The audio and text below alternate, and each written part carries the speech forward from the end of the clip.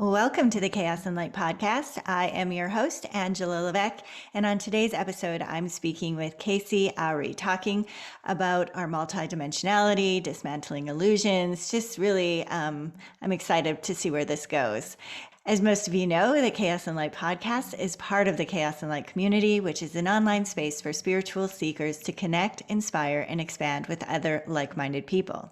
If you haven't done so already, please check out chaosandlight.com for more information on upcoming events, guided meditations, and new articles posted almost every week. Well, when I return, we will be speaking with Casi Ari on all things spiritual. Are you enjoying this podcast and want to help this lady out? Well, share it with friends, or even better, leave a review on iTunes. We'd love to hear from you. Now back to the show. All right, I am here with Casi Ari, who was born and raised in Nebraska. She attended Catholic school, one of the strictest Catholic dioceses in the United States, where she was first introduced to spirituality and the nature of divine.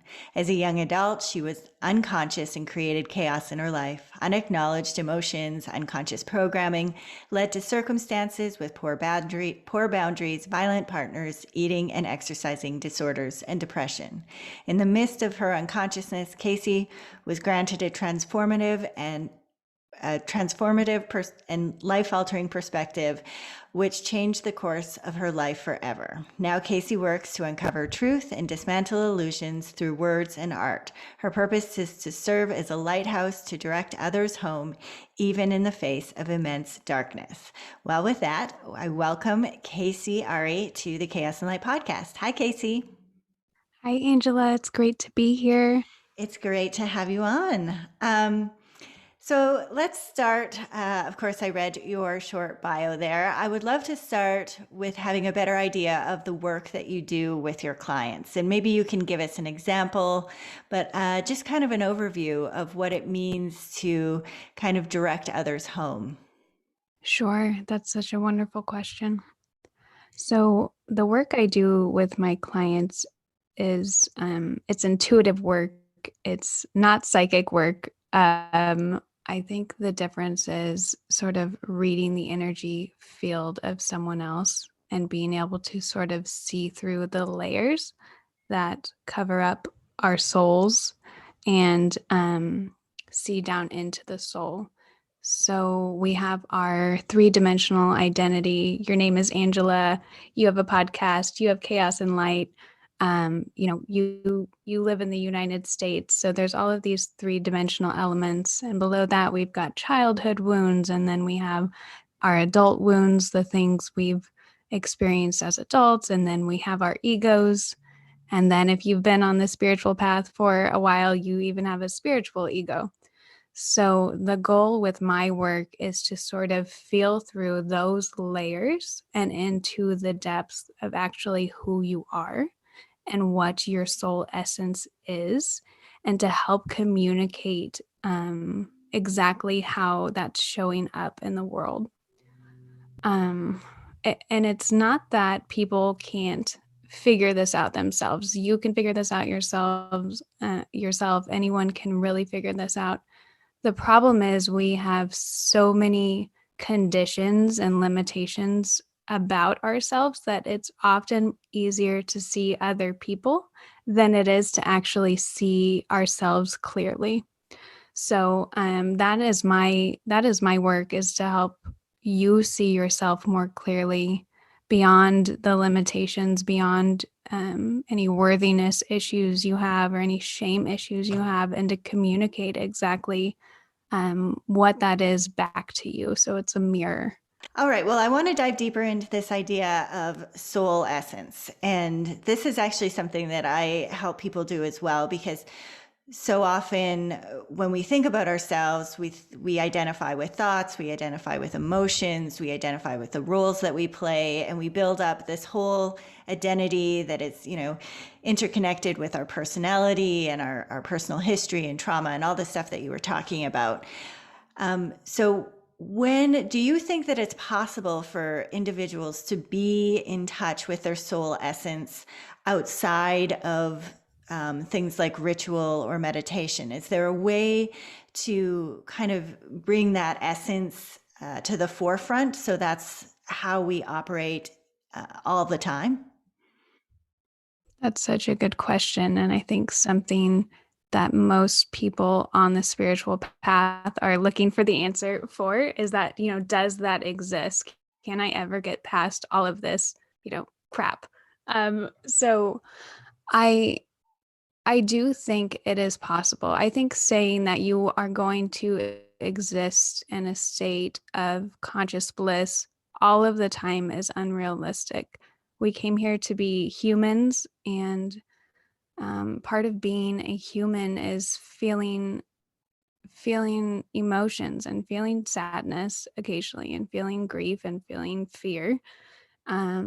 So, but I think really living in your essence is more about living true to who you are without renegotiating that with other people in every situation you're in. So, especially empathic people or people who are very sensitive tend to go into situations. And I know this because I am personally one of these people and have experienced it.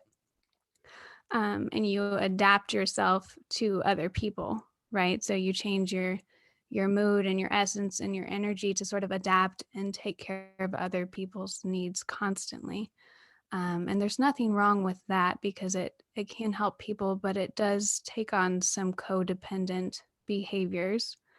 Um, but living in your true essence is when you stop negotiating who you are with other people, and it also has some creative components to it. So when you're in the flow, you've probably seen somebody like this. The first person that comes to mind for me is someone like Jason Silva. I don't know if you've heard of him, but he Yep. kind of, yeah, so I mean, when I watch his videos, it's not always necessarily even the things he's saying, but energetically you can just feel he is in the flow of what he's saying. And I think living, and that's just an example, there's violinists and poets and painters and artists and sculptors. Um, and I think that anyone who is in that flow, in that essence, is really tapping into the soul essence of who they are. Yeah, I love that you create it or you connect it back to creativity. And I noticed that in your work, you have a book called Whole, which is, fusing spiritual prose, drawings, questions, all of these things, that there's this common thread of using creativity to sort of uncover and connect to the essence. And so I'd like for you to talk a little bit about maybe some of your creative process and what are some of the things that really are your kind of go-to tools to help you connect more to that, to your own essence. Sure. So I think that the most beautiful thing about creativity is that you can never be wrong. And what most of us are struggling with, at least from my perspective and what I've found with working with other people, on a very deep level, we are all struggling with this unconscious feeling that we are not enough, that we are inherently wrong in some way. So, creativity allows us to tap into the essence of freedom and not being wrong. Because when you're painting and when you're drawing and when you're writing, there's no structure that needs to be maintained. There's actually no right or wrong. Now, whether you can get past that at first and think, this drawing is really bad, this painting is really bad, that's part of the process of unfolding into creativity. The willingness to try and the willingness to open space for yourself to try something and allow a piece to flow where it needs to flow. So I like to free write. I am a writer at heart. So I have a journal. When I wake up in the morning, usually, I like to write out my feelings and just how I'm feeling. I'm a sensitive person, like so many other people. So when I wake up, I kind of like to dump all of my feelings onto paper so I don't dump that onto somebody else later in the day. And that helps me immensely. After I've kind of gotten all of those feelings out of the way, I like to do free writing in a way that's more insightful and inspirational, and that's kind of what I have, out there and on my Instagram and things like that. But I think that could be done in any way. Whether you're painting, you can paint out anger, you can draw out anger, you can draw out fear, you can paint out fear. So creativity creates a way for us to move out the emotions out from us. And then from there, we can actually access a point of really pure creativity that is insightful and fulfilling and beautiful. Mm.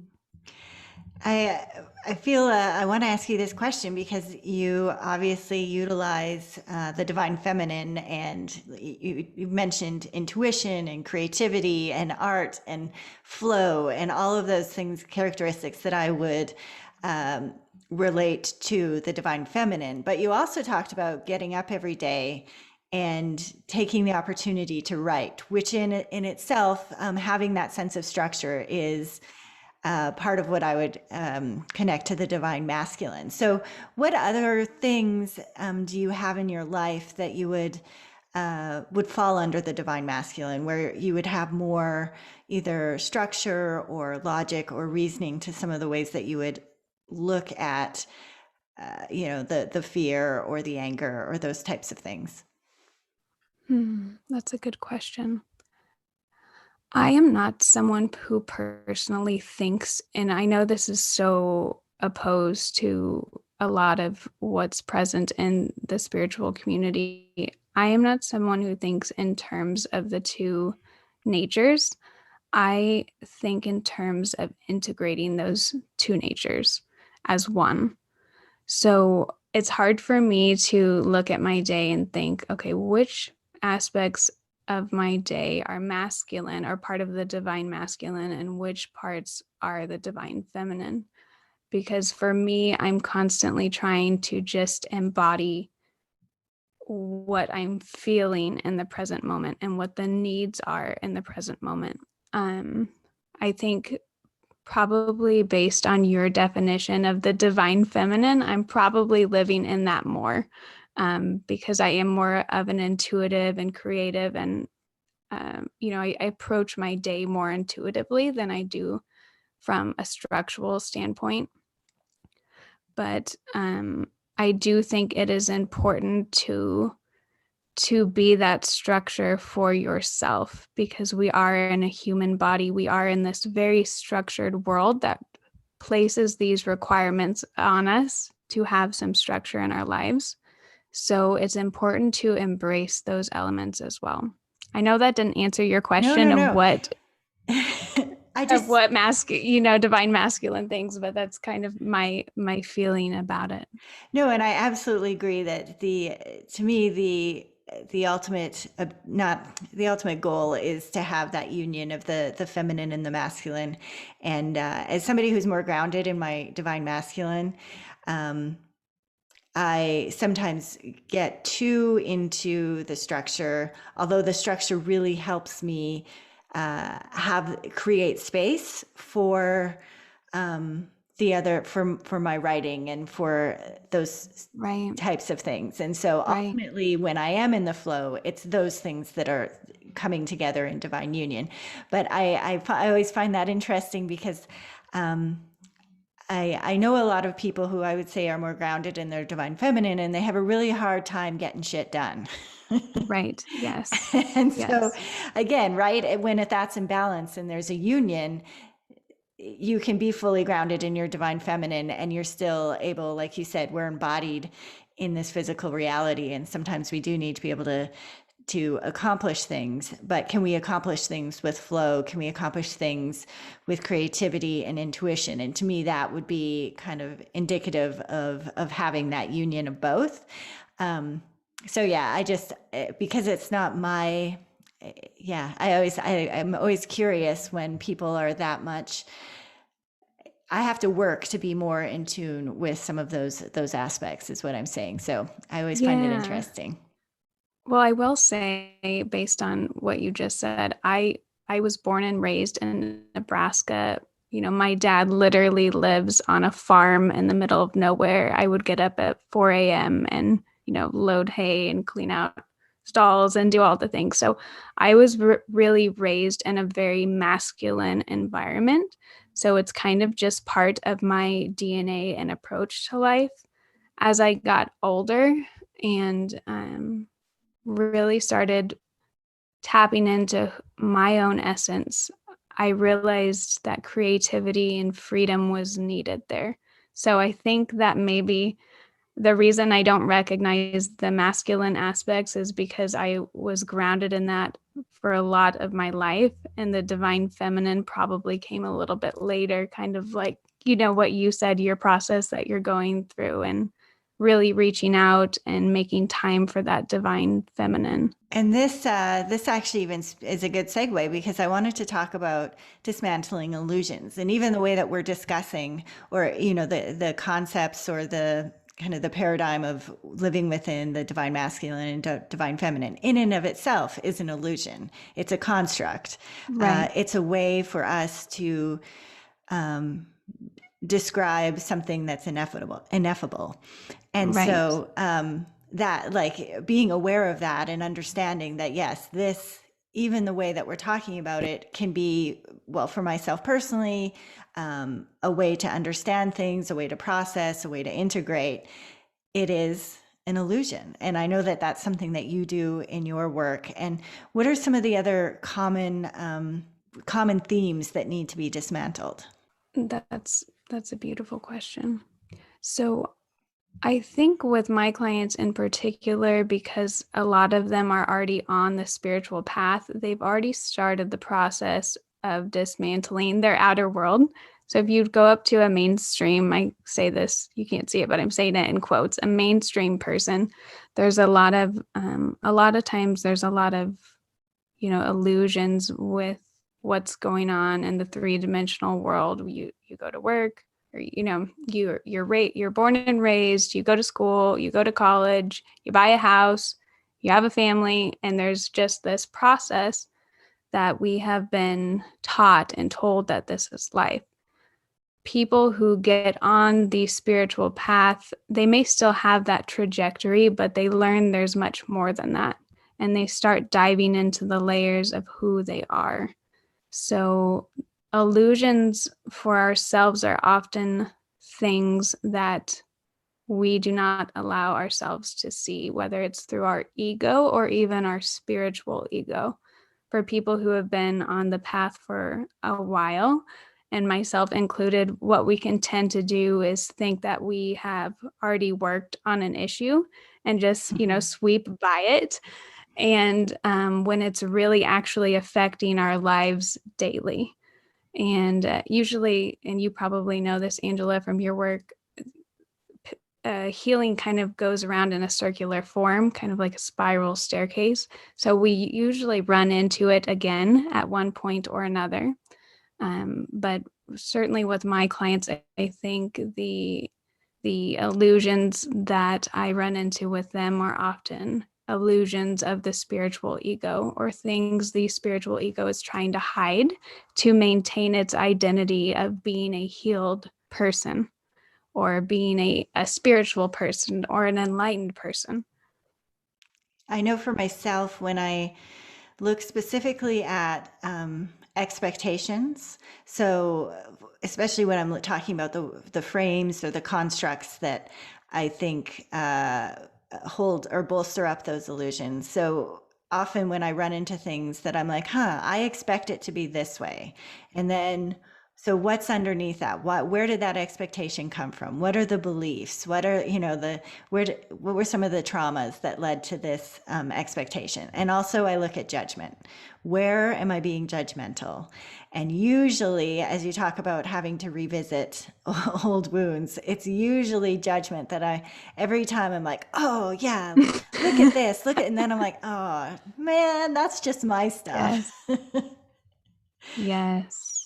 Do you, That is such a difficult one for everyone, and especially, you know, people like you who have been doing so much work for so long, and we can tend to be so hard on ourselves when we reach back and see that. But it's natural and it's normal in the world we were raised in. This is the way we've been taught. So it's just a loving of the self and a patience with the self to come back and to honor yourself for even realizing you're judging. That's beautiful in and of itself. Are you, I'm sure you are familiar with the term spiritual bypassing. Yes, yes. So, what are your thoughts on that? So I am a big shadow worker. I don't call it shadow work, I call it light work. But anyone who deals with me will know I typically go straight into the issues or the darkness. I am not someone who is afraid of the darkness because I've experienced a lot in my own life, just like many other people.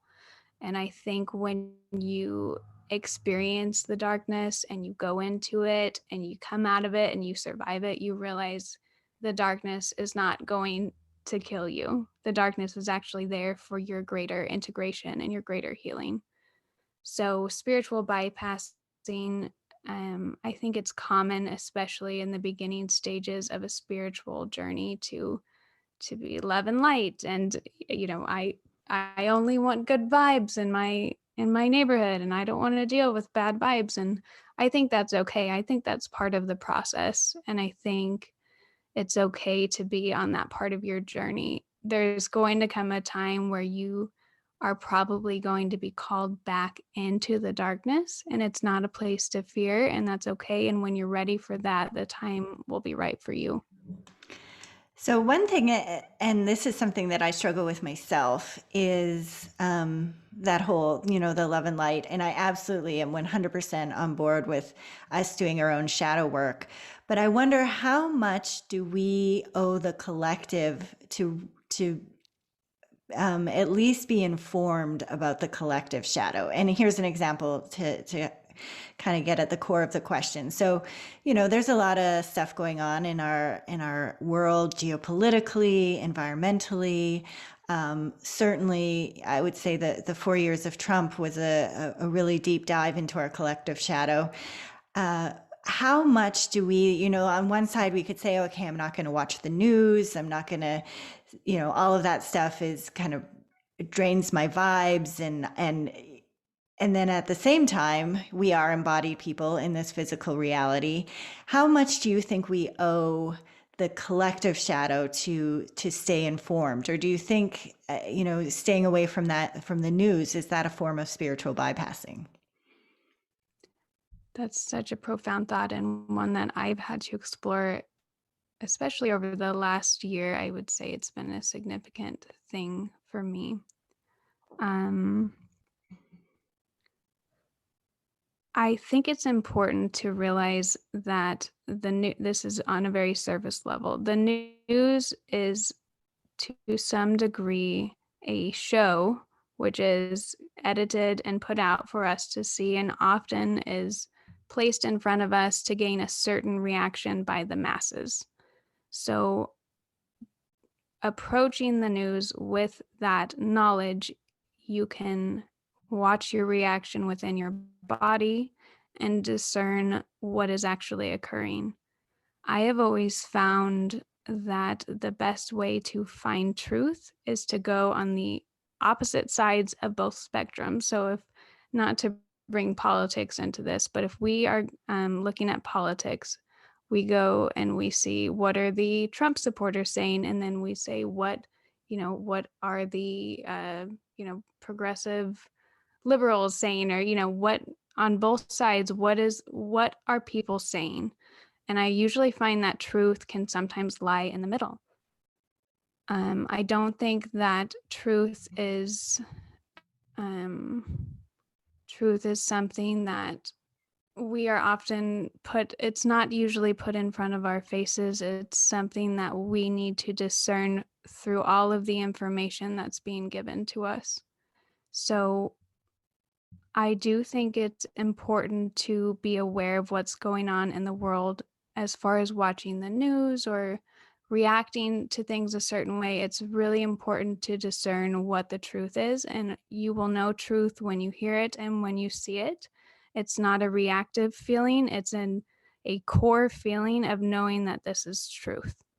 Yes. I always think about it this way that, like if you have a very strong reaction to something, there's usually one of two of things going on. It is, it's hitting a false core belief that you have. It's hitting some trauma. It's hitting something basically that is looking to be healed.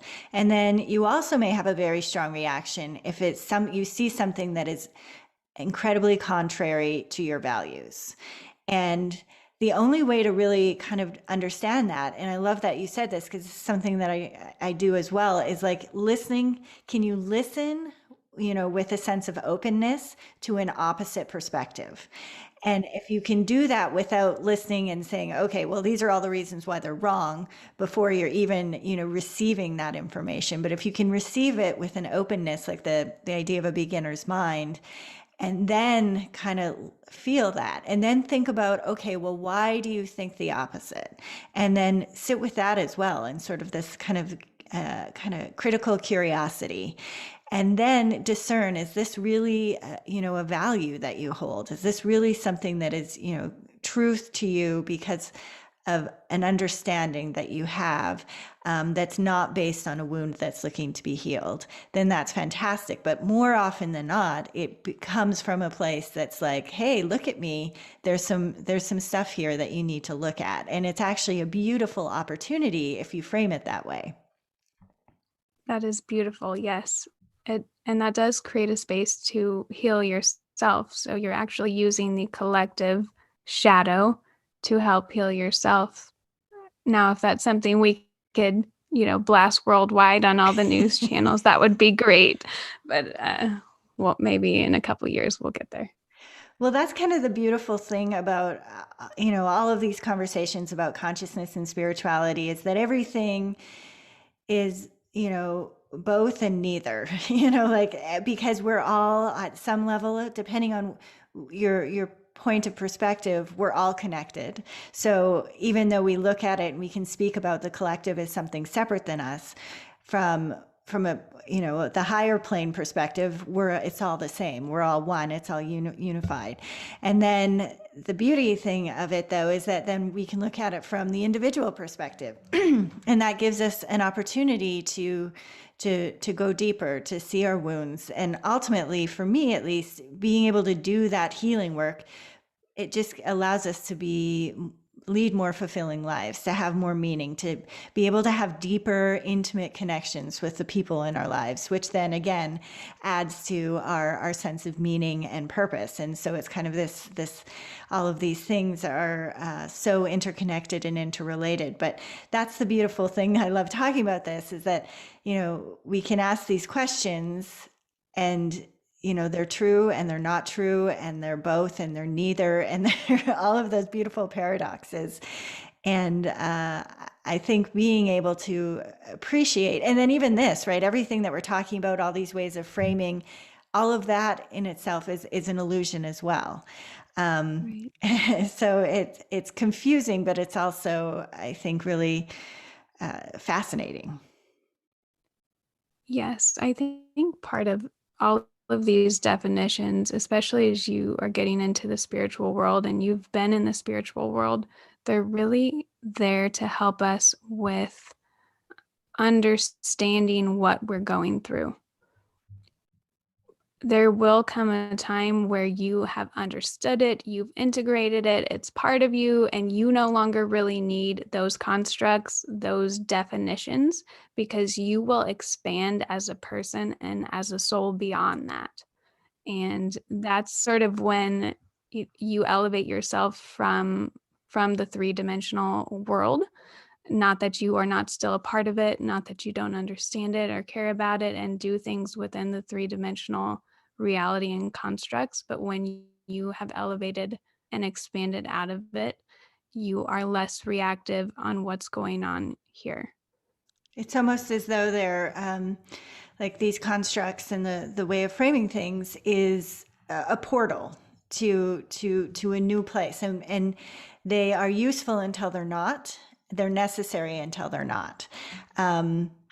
Maybe necessary isn't quite the word, but you know what I'm saying. Right.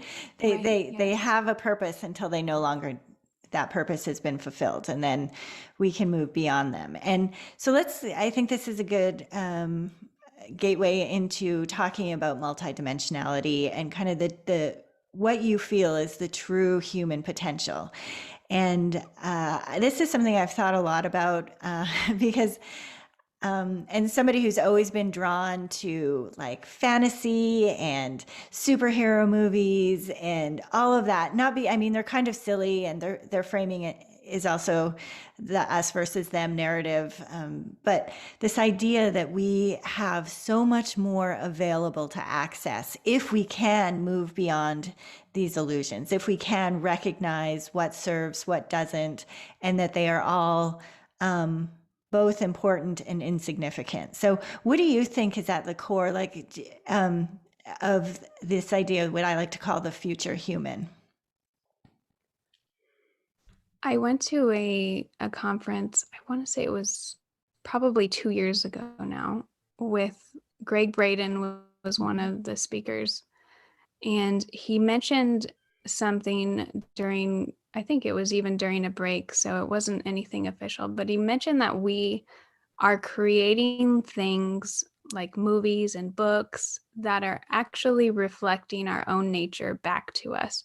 Where some part of us as creatives, whether it's through art or a movie, we're trying to remind ourselves of who we are.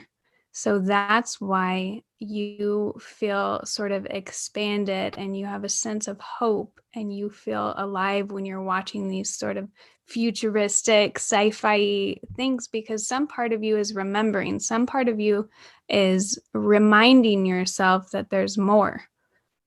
And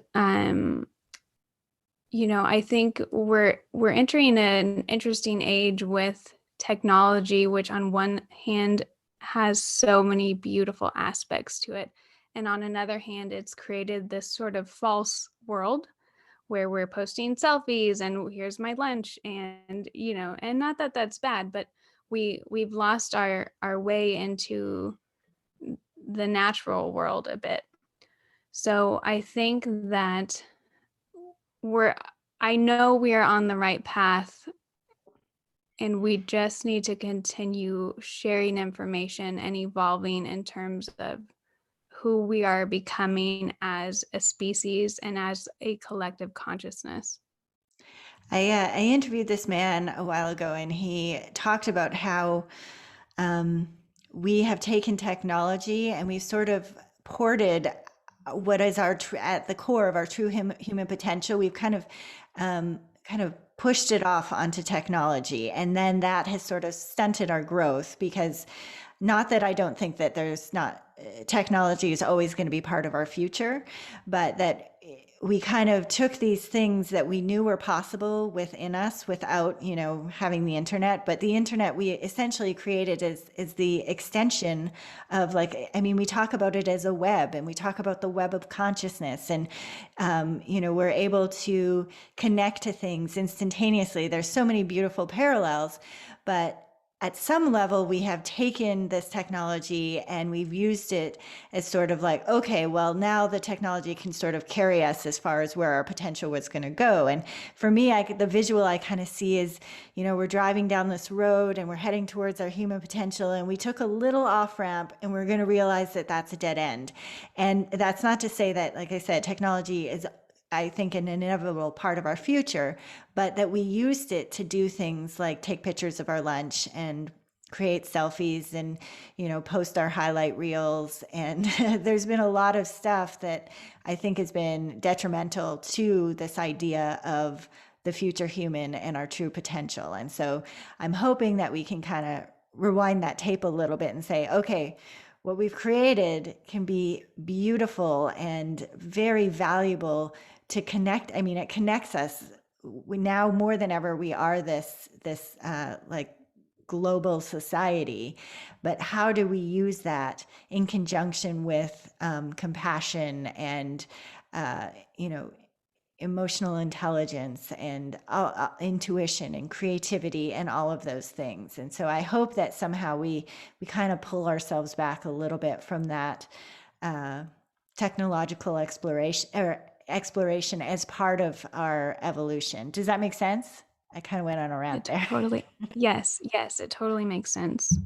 And I think that it's easy to, I have two sides of myself that sometimes get it, it's Armageddon, the world is ending, we're going in a wrong path. But then I bring myself back and think about, if you probably think about your personal life and think back to some hard times you went through, or maybe some mistakes you made, those mistakes made you who you are today. And without those mistakes, without those periods of time, you wouldn't be as evolved and integrated and compassionate and empathetic and beautiful as you are now. So if we look at our own personal journeys and understand that the collective journey is a reflection of that, just a much larger one, we can sit in the knowing that even though it's hard sometimes with what's going on in the world, that everything does happen for a reason. And sometimes we have to go to darker places. Sometimes we have to do the wrong things with technology and go so far into it that we lose ourselves, that we begin actually searching for ourselves again, which we maybe weren't doing in the first place. So I do feel like that time will come. When that time is, I don't know. But I trust that everything that's occurring is for a reason, because I know from my own personal journey and the people around me that that is just the nature of the universe. That's the pattern of the divine, is for everything to be in perfect timing. Yes, you have these writing prompts on your website, and this one really stuck with me. How much do you trust life? And I think that that speaks to what you were just saying about, we can look at it as, oh man, we're going down the wrong path. And again, about the seeing things from different perspectives. But from the high level perspective, we have to have a certain level of trust. And we have to have a certain level of trust in divine timing and divine will and divine love and all of those things. And so I thought that that was a really interesting question. How much do you trust life? Yes. And if you're analyzing it from a more 3D perspective, what does it do for you to sit and worry? What does it do for you to assume the world is ending and, it's all going down? I mean, what does that do for you? Is it changing anything about anything? And you'll eventually spin yourself around and decide that's not actually doing anything. So even if you are having a hard time believing that this is all in perfect timing and everything's going to be okay, that's okay. But does it help for you to worry? Does it help for you to put yourself in that place? And are you uplifting others from that place? Yeah, I think that that's a big piece too.